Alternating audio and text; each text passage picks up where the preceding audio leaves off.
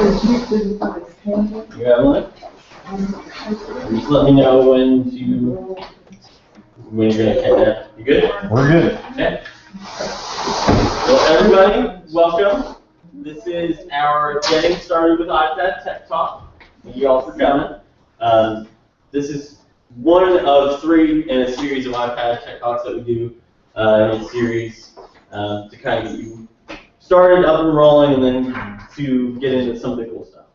So the first thing I want to do, we typically kind of get rolling, but I get a lot of questions about the buttons on the iPad. And so before we get started, I really want to explain those to you, because you may be familiar with the home button and the volume button and all that kind of stuff, but some of them have a couple different features or functions. So for example, on the very top of your iPad, you're going to have that little button. It's what turns your screen on and off. So if you tap it, it goes black. Tap it again, and it pulls back up. What that is it's called your lock button. That's what Apple calls it. What it also does, aside from putting your display to sleep, is that it will also allow you to shut down your iPad. So if I hold that button for about 5 seconds, I'm going to see this, which is this will be a little bit different depending on what operating system you're running. Find that? Should be opposite. Yes, right here. Okay. So the good way to remember where the lock button is it's always opposite side of your iPad, or your home button, I'm sorry. So my home button is right here. Directly on the opposite top is going to be the lock switch. And you'll see this guy right here, which is slide to power off. That's either going to be red if you're on a certain version of iOS, or it's going to be white like you saw there. And what that allows you to do is it allows you to shut your iPad off completely. That may be something that everybody knows, but we get that a lot, and that's one of those things that you want to do. Like I shut mine down probably once or twice a week. You want to do that because what it does is it clears out all the memory and all the applications that are currently being used, so that it's kind of a fresh start or a little mini vacation for your iPad. Because if you start noticing weird things happening, that's the first thing that we do to kind of alleviate them. And most of the time it works. So where is that button? That button is on the very top. Another way to remember where it's at is if you've got an iPad with a camera, it's going to be right next to the camera lens. If you tap that, you're going to see that right there. This little button right here. Yeah. And now, where do I get the code? The code? Yeah, the lock code. Okay, that is something. Have the lock code. We'll talk about that here in a second. Oh, that's attached to this. Nope. It's how you unlock your screen, but it's not necessarily attached to your lock button. Okay. That is just a passcode lock. So the next buttons that we've got the volume on the top right of your iPad. You've got volume up and you've got volume down. So if you tap that, it's just going to change your volume up or down. Pretty self-explanatory. But the one next to that is a little bit ambiguous. It's a little switch that if it's on, it'll show orange on your iPad. If it's off, it's just going to show that little silver. And it's going to do one of 2 things. If you flip it and you see a lock like mine, that means it's controlling your lock rotation, which means that I can rotate this as many times or many ways as I want, and it doesn't change the orientation. If you see a bell, that means that is you've got it set to mute your audio. So if you ever turn up your volume as much as you can and you're still not hearing anything, check that switch. It may be on and it may be on mute.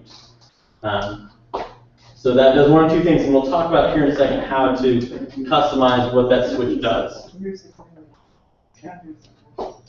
Next, we're going to talk about the home button. Siri's not available. So to get Siri to go away, the home button, tap it. It's the best way to, just like that. So that's one function of the home button, is to pull up Siri. To pull up Siri, what you do is you hold, if you've got an iPad 3 or newer at least, is if you hold that home button, you're going to get Siri to pop up. If you just press the home button, no matter where you are, it's going to take you right back here, your home screen. And this is designed to be kind of like your escape button like you have on your PC or your Mac. It's just going to take you all the way back here. The one thing to keep in mind is that the home button doesn't, let's say you're on a website and you want to go, say you search for CNN. You go to CNN from Google and you want to go back to the Google search. the home button will not take you back. That's something that we've seen a lot with just usage, because you're used to just kind of tapping a button to go back. There's actually a separate function for that. But the home button, so let's say, I'll kind of show you what I was talking about. So if I go to CNN.com through a Google search, just do Google search right here, and you then tap on CNN, your instinct is to tap that home button because you're used to it taking you back where you came from. But it's not going to take you back to that Google search. It's going to take you all the way back here to the home screen. So just keep that in mind. The home button is always going to do that one function of taking you back to the home screen. Or it's going to cancel out, for example, Siri. If you have an on-screen prompt or something like that, like Siri, it will cancel out that action. So no matter what, you're kind of back to where you were before whatever you were doing.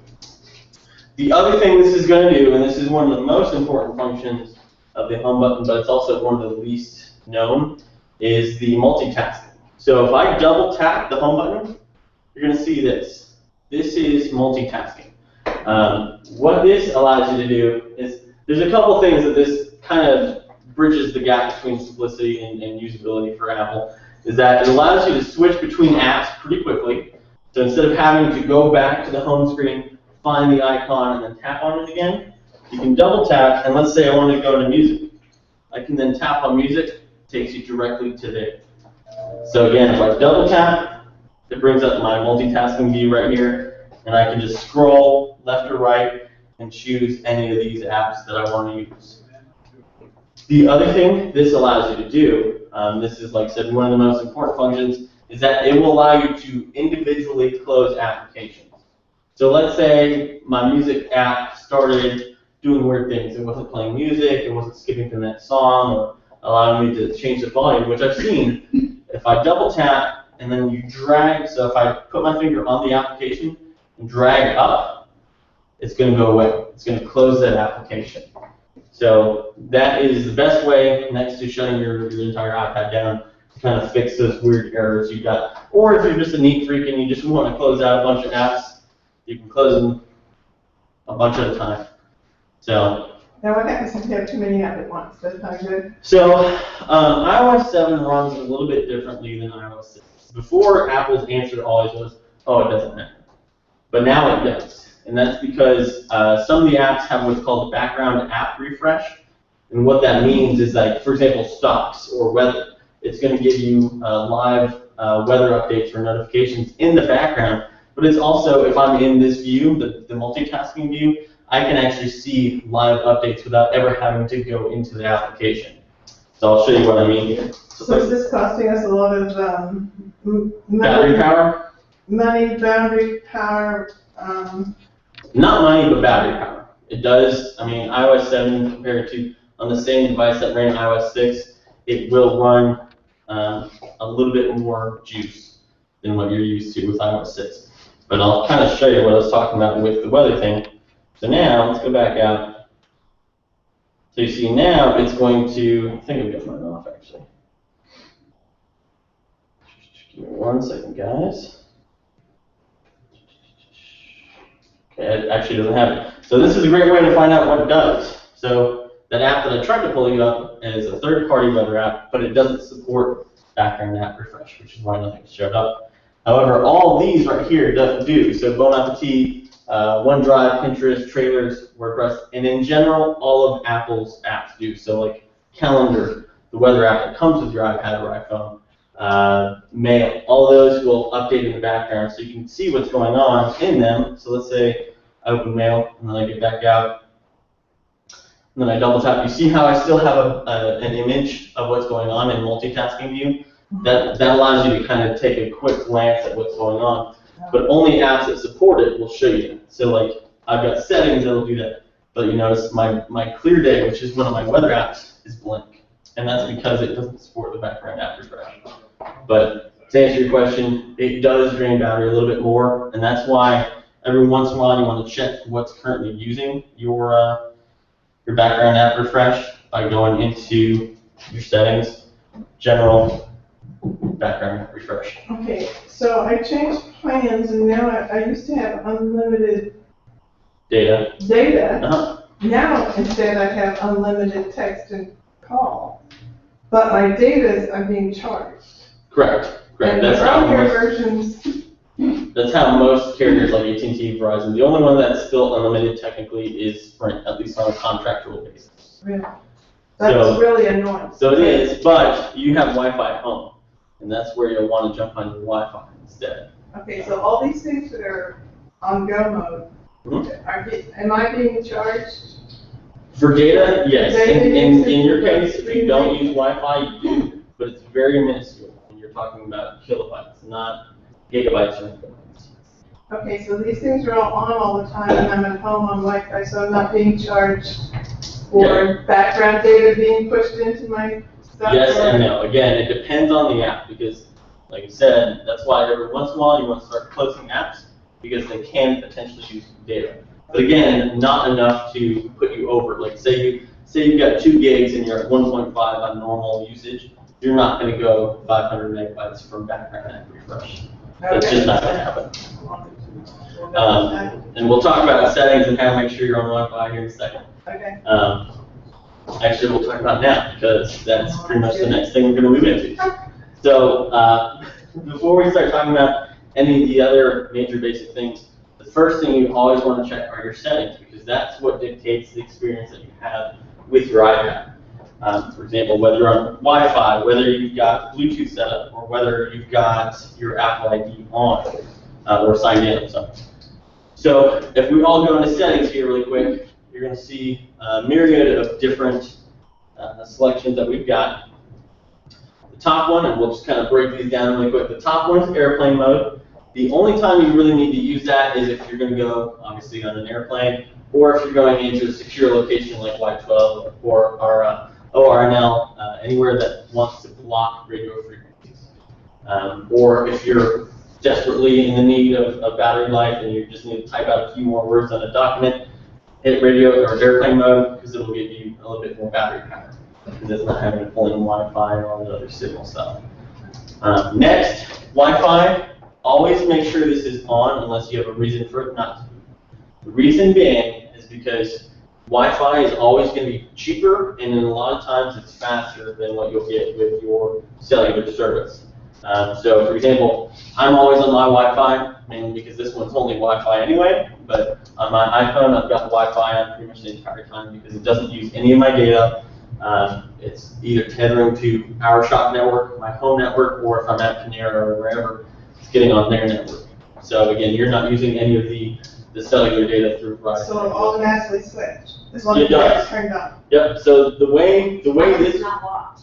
as long as yes, it'll automatically switch over to a network automatically if you've already signed into it once, or if it's unlocked.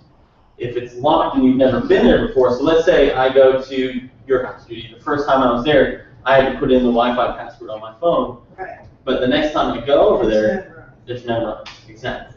So that's how the Wi-Fi will work on here. It is automatically switching, and it's intelligent, so that if you're on the road, it's going to give you your cell phone signal. If you're at home, it's going to give you your Wi-Fi signal. So you're not going to eat up any of your hard-earned data from AT&T and Verizon and those guys.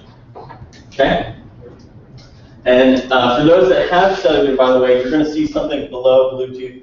You're going to see cellular data. That's where you can go in and sign into your account, modify it, view it, and see how much you're currently using for your data speed or for your data amount. Now, one question. So Yes. I look on settings on my new phone here, and it says Wi-Fi, it says not connected. Correct. So if it says not connected, that means that your Wi-Fi is on, but you've never connected to this network.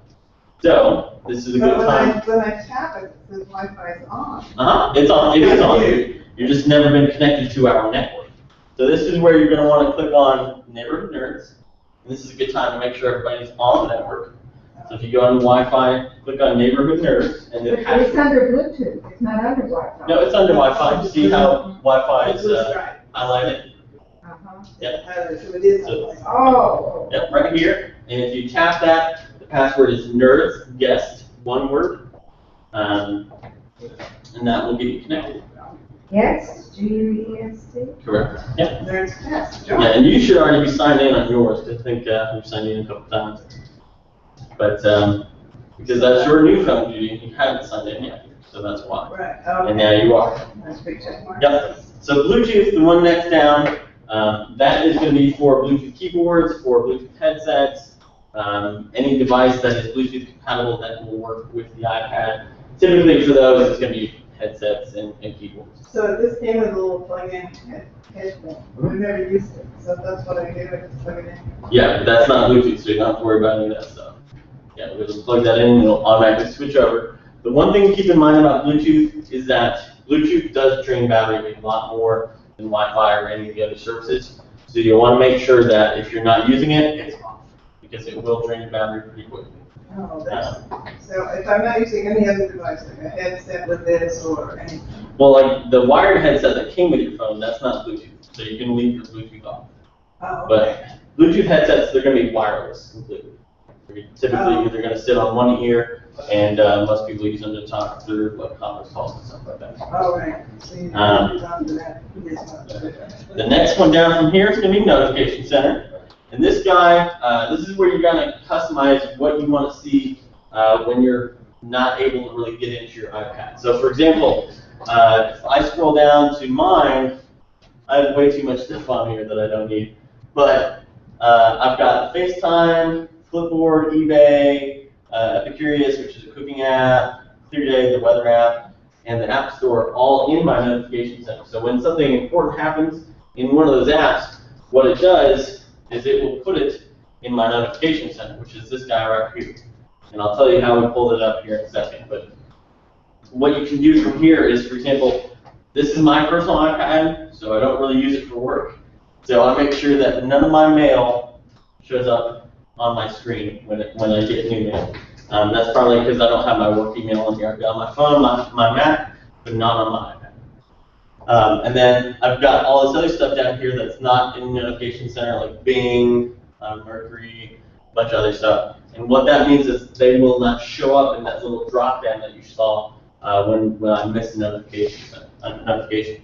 So what is Notification Center? Notification Center is the kind of one-stop shop to see what's going on, whether it's phone calls that you missed, whether it's iMessages that you missed, or emails, anything like that. But to get it, and this is where it gets a little bit tricky, because Apple made 3 different gestures all in the same general vein. So if you guys want to watch really quick, to get Notification Center, you have to drag your finger from the very top of the screen down.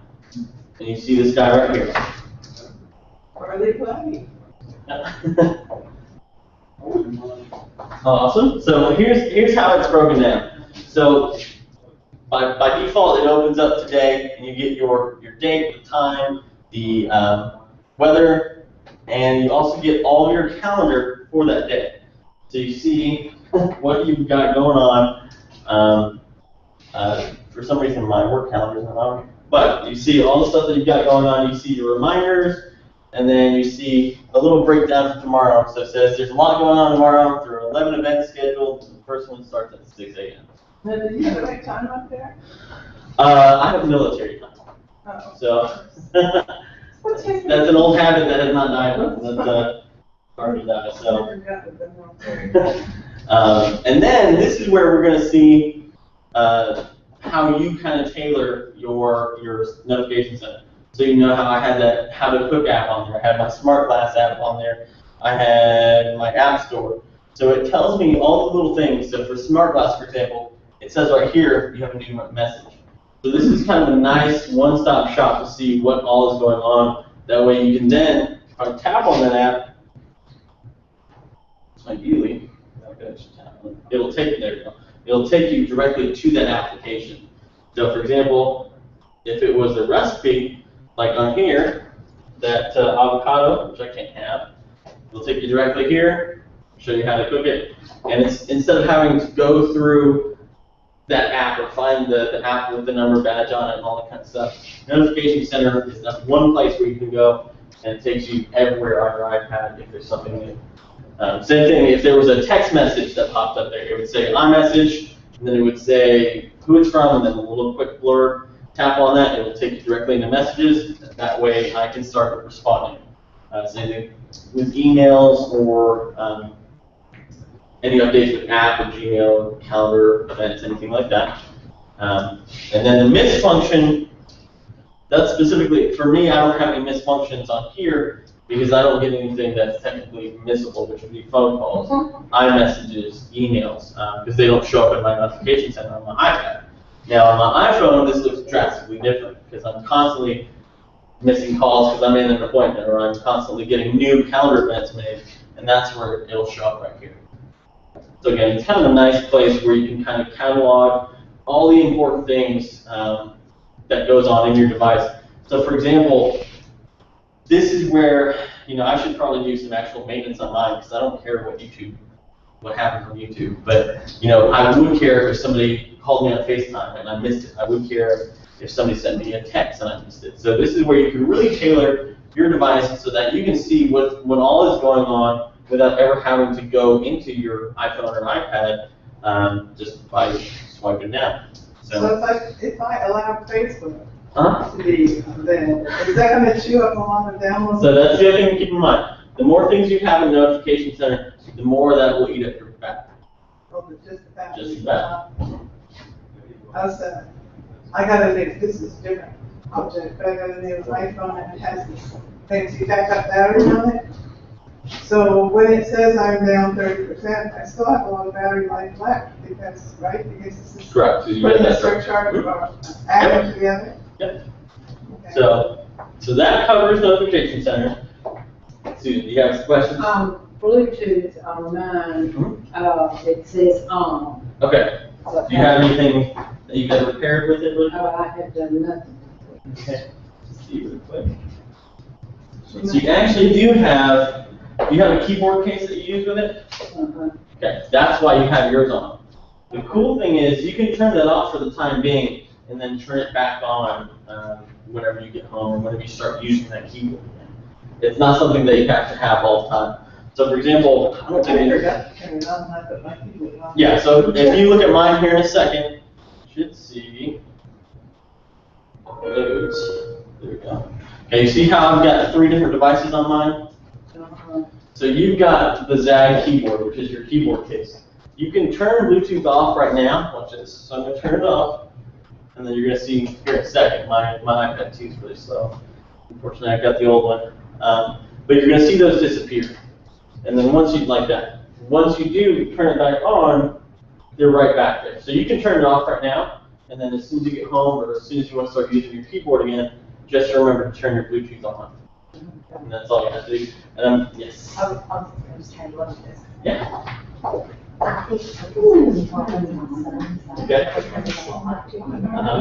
Yeah. Flooding is the best thing to Yeah. I don't mind. Actually, it's and so, for example, Leo's MacBook Pro just showed up here, guys. As well, it did for a second, then disappeared. But that's turn it off when you're not using it, and turn it back on when you get home. And I'll show you a quick way to turn that on here in a second. So next is Control Center, and this is something that I want to show you guys because this is going to make a lot of things easier, including for you, Susan, and it'll be easier to turn on your Bluetooth on and off. So, all right, guys, you're going to follow here quickly. This is going to be how you pull up Control Center. It's going to be pretty similar to Notification Center, but it's from the bottom. So if I drag my finger from the bottom here, you're going to see this. And this is, and guys are going to focus really quick, this is Control Center, and there's a lot on here, so I'm going to kind of break it down one by one. Did you get it? Judy? Susan can't really hear, guys. So to pull it up, if you slide from the bottom, in this case is where it did go. And it's really weird. The best way that I've thought about it is that if you start your finger before the screen actually is, so if I start on the white part here and then start dragging, for some reason it works 99% of the time. If I don't, it doesn't work all the time.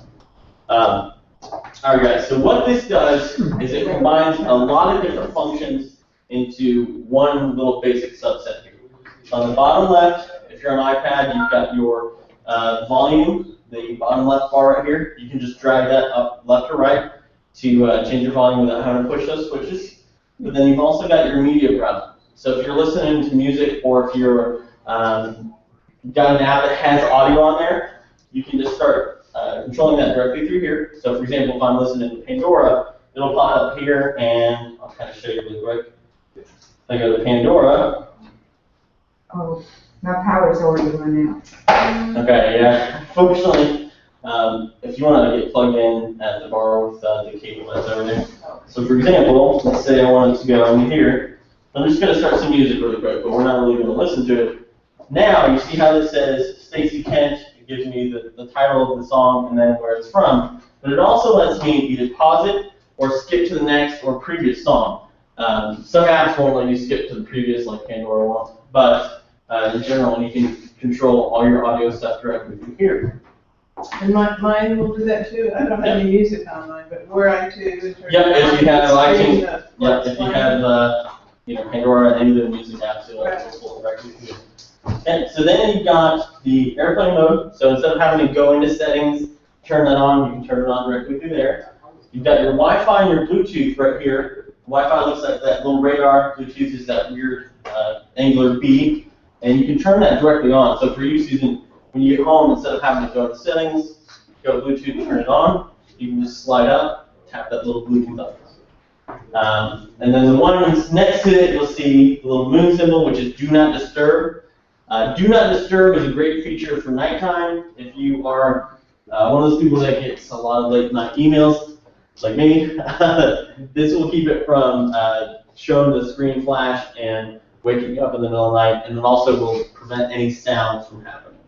My screen keeps going off. Okay, so your screen, you probably need to change your auto shutdown to a different time. Let me do that really quick for you. So we're going to turn this to general unlock. Yeah, you're set for 2 minutes. We're going to change that real quick. Perfect. There you go. So now you shouldn't have that problem anymore. Fine. And that's good because we're going to talk about that next. But Just shut them off. and then this is where you're either going to see one of two things. You're going to see either a bell or you're going to see a little lock. If you see the bell, that is your mute switch. So for example, if I untap that, we should be able to start hearing music. See? Just like that. But if it's a lock, that means that's your lock rotation. We'll kind of cover, again, in a minute, what those two functions, how they switch around and things like that. But on the iPad, you've also got 2 other functions over here on the right side, or 3 other. You've got your brightness setting right here, this little bar. You can change that left and right, and then it's going to be a quick way to change how bright it is. Auto brightness is on by default, but a lot of times it doesn't necessarily work well. So what happens is, say you're in bed and you're starting to read, it doesn't always adjust. And that's where you can change that on a whim right here. But you've also got direct access to your camera. So instead of having to find the camera app, if you're in the middle of an action shot or something that's going on, you can just swipe up from the bottom, even on the lock screen, click on the camera, and immediately start taking photos. And then, the last thing, you've got your little clock app, and that's going to take you into where you can do stopwatch, you can do alarms, you can do world clocks, so you can see what's going on around the world. And that's it. So that is Control Center. Like I said, there's a lot of little cool things in there, packed in one little package. Does anybody have any questions, though, before we move back into settings? Okay, how'd you get back to it? Yes. So to get rid of the Control Center when you She so wants to get to the. okay, remember, home button is your safety button. So if you press the home button, Okay, so you have to do that. yep. So if you tap on the clock or any of the other apps, it's going to take you here, for example. You tap on the home button, it takes you back home. It's your safety button, gets you back where you need to be. So let's go back into settings, because there's a couple other things that we want to talk about. Do Not Disturb, like I said, is that function where you can turn it on and you won't receive noises or light flashes on the screen when you get a notification from an email or a message, anything like that. Again, it's usually something you do, you have it on nighttime. Like I have mine, you can schedule it right here. I have mine scheduled to turn on at 10 every night and then turn back on or turn off at 7 the following morning from an iPhone. So that way I don't get all those email notifications at 2 o'clock in the morning when Tommy's still working. But below that, and there's some other things in here, but the main thing is you always want to allow calls from your favorites. The idea is, and this doesn't really pertain much to the iPad unless you get FaceTime calls a lot, but for the iPhone, you want that on because that is where you put your spouse, your children, your family members. So, for example, if I've got my Do Not Disturb on, but Katie calls, I can get the call from her, and it's not, if it's an emergency, she can still reach me. Okay, so now let's get to the fun stuff, because this is where there's always the question of why does my iPad turn off so quickly? And that is all down to the default auto lock setting that Apple has kind of put on here. So if we go to settings and then go to general, you're going to see about, software update, and a bunch of other stuff. But if you scroll down a little bit, you're going to see this little function, auto lock. So right now it's set for 10 minutes on mine. Most people probably still have theirs on 2 minutes because that's what Apple defaults it as. It really depends on how much you use it. My phone, I have it set for 2 minutes because I use my phone a lot more than my iPad. But my iPad, because it's also got a much better battery, I put that on 10 minutes because it doesn't really matter. And that way you're not having to constantly unlock your screen. The next thing you're going to see, which is another question we get a lot, is the passcode lock, which is, where am I going? I'll modify mine.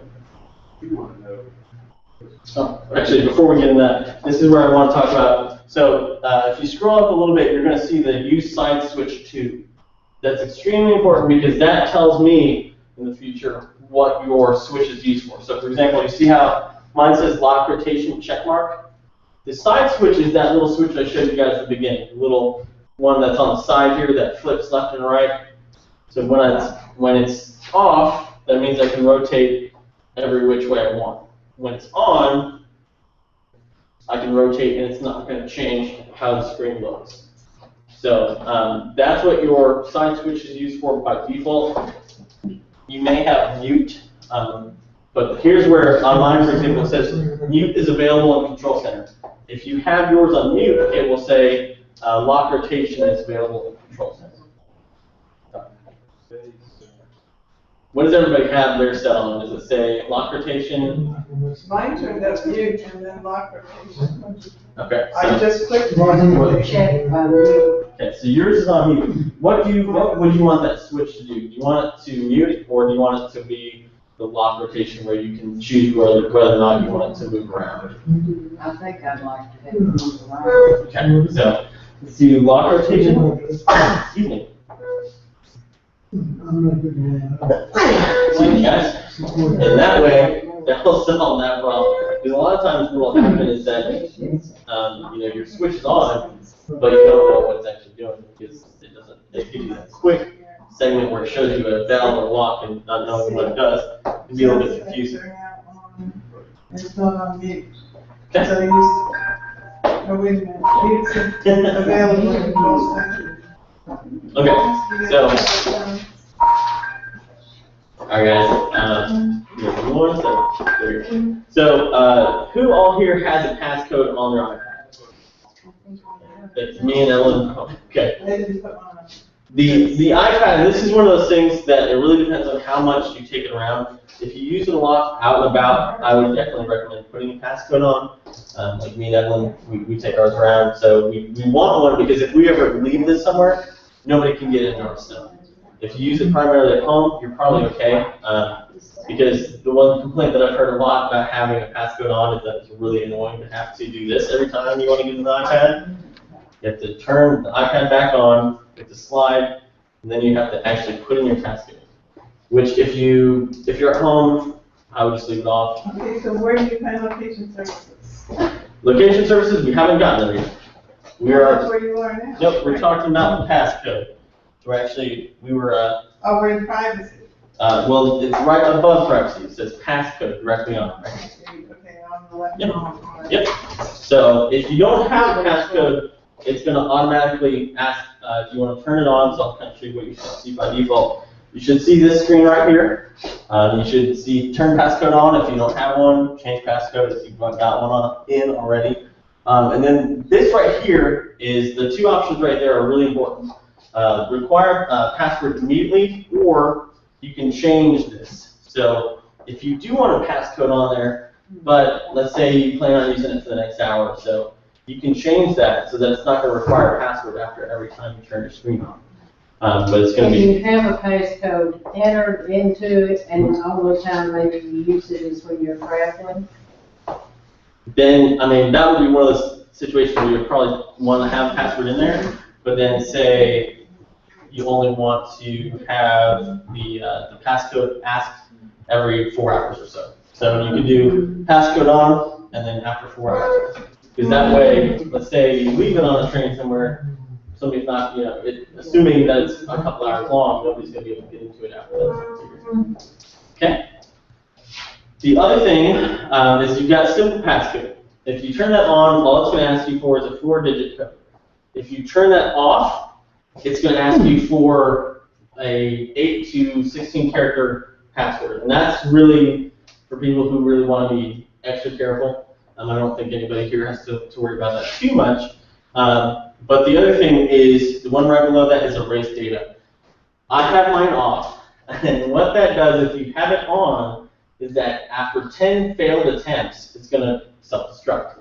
It's going to delete all your data, so it's going to be like the Mission Impossible iPad. So ideally, you're going to use that if you're really concerned about your data. That's a requirement if you have an ORNL iPad. They require a password, they require a complex password, and this option turned on. How do I turn it off? To turn it off, as long as it's like this, where it's got the little gray and white, you're already off. I don't have mine. And I just So put it on. Yep, so tap it. Okay, so tap it to turn it off. Tap it? Yep, just tap it. Okay. It's nothing's happening. I can't get rid of the green dot. Okay, so you don't have to slide. Nope, for some reason. Okay, so you don't even have a passcode on. No. So if you don't have a passcode on, this is going to show green by default. But it's not actually on, so there's no password for it to delete I think something it would from. not be green by default, but it would. It's an Appleism, as we call it. So, Okay. so you don't have to worry about it if your passcode is off or if you don't have a passcode. Mine doesn't even say passcode. What is your set on there? It's got these 4, but not. Okay, so yeah, see, that's why I was a little bit confused earlier, because yours is in a different section. So you see now, yours is down here. Okay, so Steve and I are a little bit confused because on iOS 7, the newest version of iOS, you've actually got a separate section for passcode. When I was looking in general earlier, that's what I was looking for. You guys let's go. We're gonna see that one. All right, guys, have a wonderful day. But this is normally in the general section if you don't have the newest operating system. That's something that I just found out a second ago. So now, does that kind of answer that question for you? So now let's talk about one of the cooler things about your settings function here, your wallpapers and brightness. What this is going to allow you to do is it allows you to really customize your device. Like for example, and I did this specifically for this tech talk, I made a different background for my lock screen and a different background for my home screen. So if you guys watch here in a second, when I click the lock button, I've got a different background, that blue galaxy, and then when I go in here, see the home, I've got Shanghai. So. Did you download that? Because I only have like 2 options on there. Okay, yes, so this is where I get to show you one of my cool apps. Okay, so if you choose a new wallpaper, you've got a few options. You've got dynamic or stills, and these are ones that are made by Apple. So if you do stills, you can say, I want to choose from one of these. If you do dynamic, you can choose from one of these. But then you've also got camera roll, my photo stream, my panoramas, and then any shared calendar or shared photo streams that you have right there below. What I did was I downloaded a picture from an app called Backdrops, which is really awesome. And I'll show you guys that here in a second before you So go. it comes along with those 2. You had to put more stuff back there. Yes. Okay, that's all. Yeah. I just want to know. But when I tap, for example, if I tap on camera roll and then I tap on this one right here, and then this is what's going to pop up. You're going to see cancel on the bottom left, so if you don't want to use that as your background, then you can say set as lock screen, set home screen, set both, or perspective zoom. Perspective zoom, what it's going to do is it's going to kind of create this little cool effect when you turn the iPad in, turn it on, and log in. It just kind of zooms out. If you set it as lock screen, it's just going to be that screen you see when you first tap your home or your power button. Home screen is going to be what you see where all your apps are, or you can set it for both. So I'm going to say set lock screen, set my wallpaper, and then this is my new wallpaper. So this is what you see when you start to unlock your iPad. Okay. So it's a cool way, and a lot of people, what they do is they'll get pictures of their kids or their grandkids, all that kind of stuff, and put that as their backgrounds. I have my cats that don't have any kids, so. Settings, wallpapers. Mm-hmm. Yep, wallpapers and brightness. The brightness setting isn't that big of a deal now that Control Center exists, because you have a way to access that no matter where you are. It's just this little guy right here. Okay.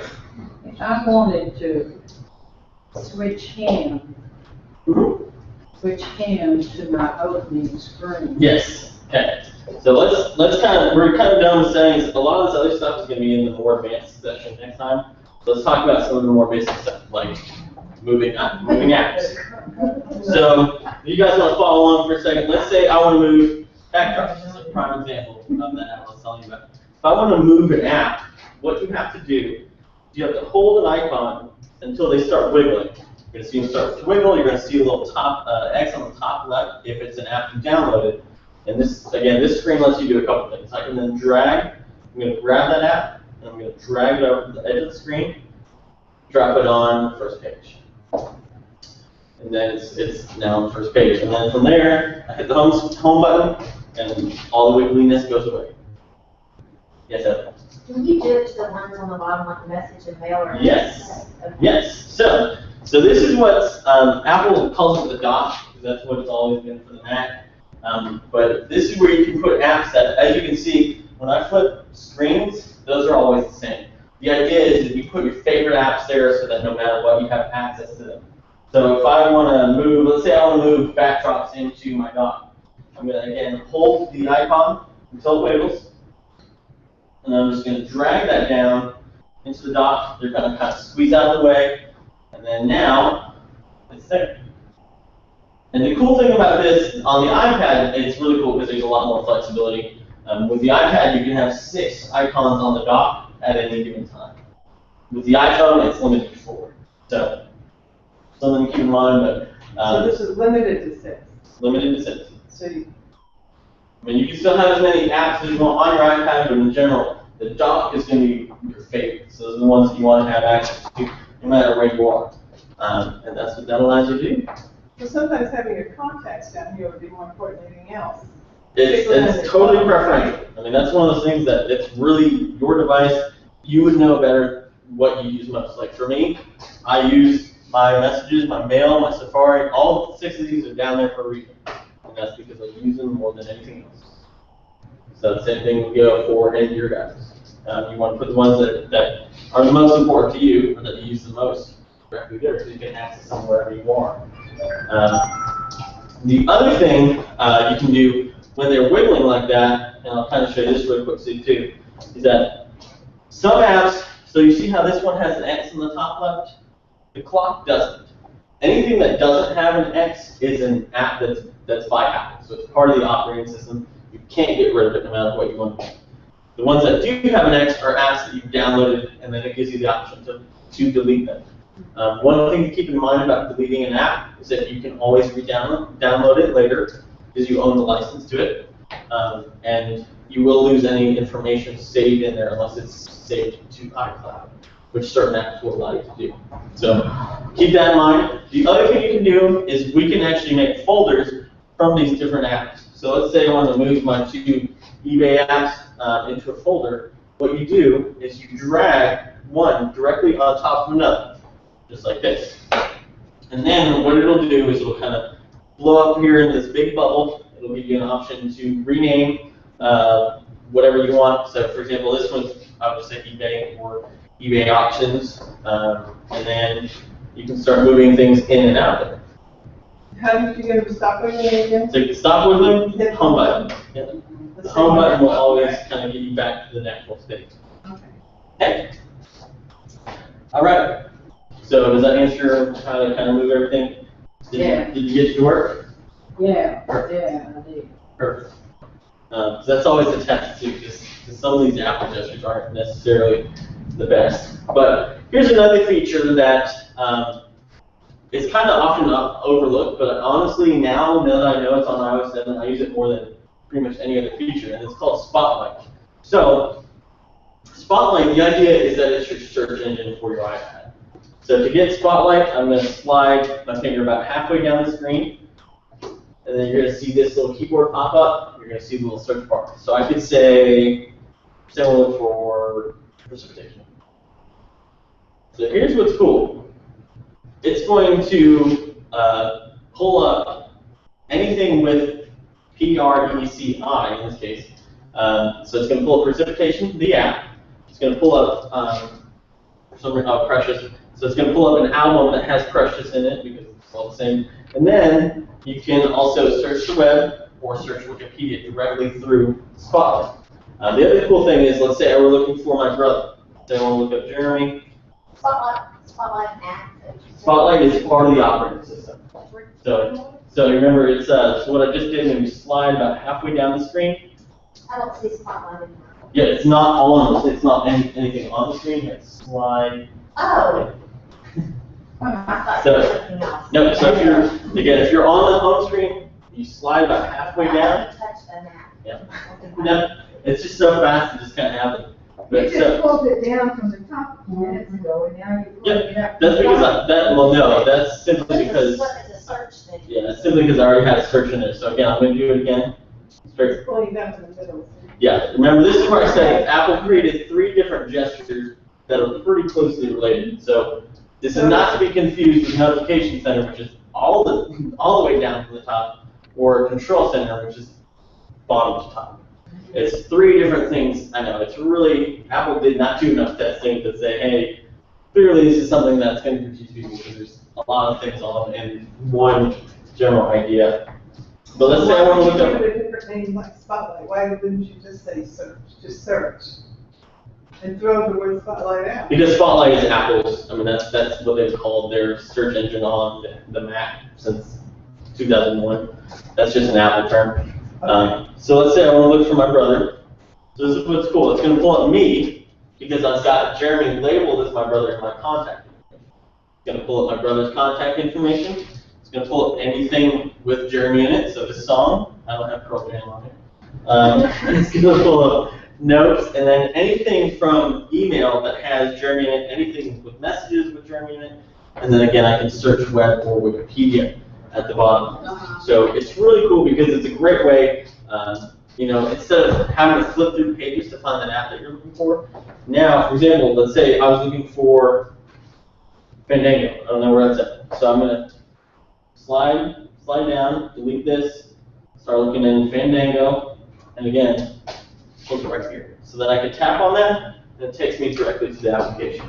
So it's just a much, much more efficient way of getting from one place to another on your iPad without having to hunt those app icons down. Especially as more and more get put on your device, it gets a little bit harder to manage. So basically, all those gestures are also on that. So whatever. Most of them, yes. The ones that we're going to talk about next week are, and that's the thing. The iPad and the iPhone and the iPod Touch now are extremely similar. The one thing that the iPad has is power, but it's also got a few other features like multi-touch gestures, which we're going to talk about next week. Yeah, and that's for example, like I can put 4 fingers down and slide up, and I get multitasking instead of double tapping the home button. So there's so many different ways. Or let's say I was in it. So this is what's cool about the iPad. Let's say you're in an app and you don't want to tap the home button. Just put all my fingers down and pinch. So there's a lot of cool things. But the last thing I want to talk about, in the basic set at least, is Siri, because it's something that is becoming more and more useful every update, basically. It's a gift that's not it. So if you ever get a phone call and you're in an area where you can't or shouldn't receive the call, tap the power button or any of the volume buttons and it'll mute. But I don't have Siri on mine because I've got an iPad too. You guys all have newer iPads than I do. But Siri's really cool, and I'm going to kind of show you guys my iPhone now because we're going to pretend like it's my iPad. Here, kick off the iPad, and voila. Okay, so, and this is something that I just found out the other day, because there's stuff I'm always finding out about Siri every day that I never thought about. But I was on the way, I've had some potential transmission issues with my car, and I was on the way out the door, and I called Nissan over here, but I live technically closer to the one in Oak Ridge, so I just said, call Nissan in Oak Ridge. Keep in mind, I don't have their number saved. Check that out. So I don't have them in, stop it now, but I don't have them in a contact. I don't have them in any, anything on my phone, but it's searched for Oak Ridge Nissan. And then, How did you get to that? yep, and you can do this, and again, you can do this with your iPad too. But remember, to get Siri, you hold the home button on an iPad or an iPhone. Oh, okay. And then it will start searching. I can They also. just can't understand it. On Siri Yeah. here, Is Siri on there too? Yep. I'm holding it down, but You. Oh, which one? The home button. Oh, You know Siri turned off.